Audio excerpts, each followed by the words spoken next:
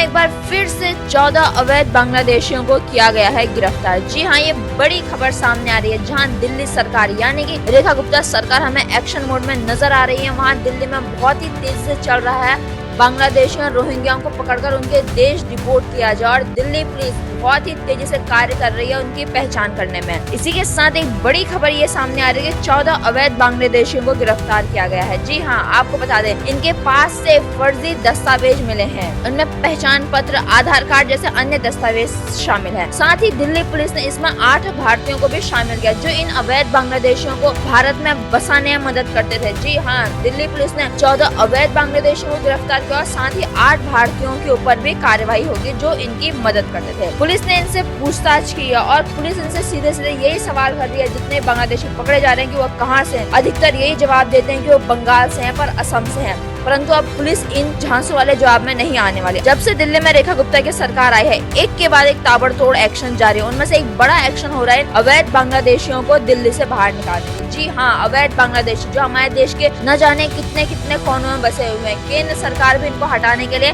हमेशा तैयार रहती है, परंतु हम कह सकते हैं कि दिल्ली में ये काम जारी है। जब से रेखा गुप्ता की सरकार आई है, उन्होंने एक के बाद एक बड़े काम करने शुरू किए हैं। कुछ ही समय पहले साउथ दिल्ली से पकड़े गए थे 27 रोहिंग्या। जी हाँ, अब पकड़े गए हैं 14 अन्य रोहिंग्या। जी हाँ, रोहिंग्याओं की पकड़ बहुत ही तेजी से जारी है दिल्ली के कोने कोने से। आपको बता दें, दिल्ली के कई इलाकों में रोहिंग्या बसे हुए हैं और इन्होंने सरकारी जमीन पर कब्जा कर रखा, मतलब ये अवैध तरीके से बस रखे हैं और ये देश में, हमारे देश में पहुंचे हैं अवैध तरीके से, और पुलिस इनको पकड़कर इनके देश ने डिपोर्ट करेगी। जी हाँ, और इनके पास इतने सारे फर्जी दस्तावेज बने हैं जिसमें 8 भारतीयों के, हम कह सकते हैं, उनका हाथ पाया गया है जो इन्हें यहाँ लाए थे या इन्हें बसाने में मदद की थी, क्योंकि दिल्ली पुलिस ने 14 अवैध बांग्लादेशियों के साथ 8 भारतीयों को भी गिरफ्तार किया है। आपको बता दें, दिल्ली में ये एक्शन कार्य बहुत ही तेजी से चल रहा है अवैध बांग्लादेशियों को पकड़ने का या कोई अन्य कार्य भी है। दिल्ली में रेखा गुप्ता की सरकार को बने हुए हम कह सकते हैं कि पूरा 1 महीना हो गया है और रेखा गुप्ता पूरे 1 महीने चर्चाओं में रही अपने कार्य की वजह से। जी हाँ, उनके कार्य हम चाहे अवैध बांग्लादेशियों को पकड़ने को कहें या दिल्ली में यमुना की सफाई को कहें,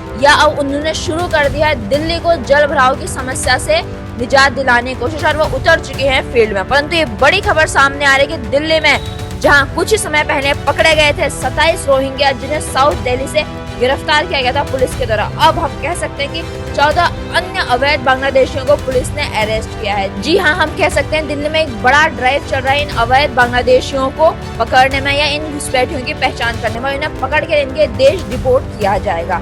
रेखा गुप्ता का बड़ा कार्य नजर आता है ये अवैध बांग्लादेशियों की पकड़ को लेकर। आपका इस खबर के बारे में क्या कहना है कि पहले पकड़े गए थे 27 रोहिंग्या साउथ दिल्ली से, अब पकड़े गए हैं 14 अवैध अन्य बांग्लादेशी और जिन्हें पुलिस ने कर लिया है अरेस्ट। अपने विचार हम तक जरूर साझा करें और आप ऐसी लेटेस्ट अपडेट्स के लिए बने रहिए आवाज नए भारत के साथ और सब्सक्राइब करें आवाज नए भारत को। आप सभी का बहुत बहुत धन्यवाद।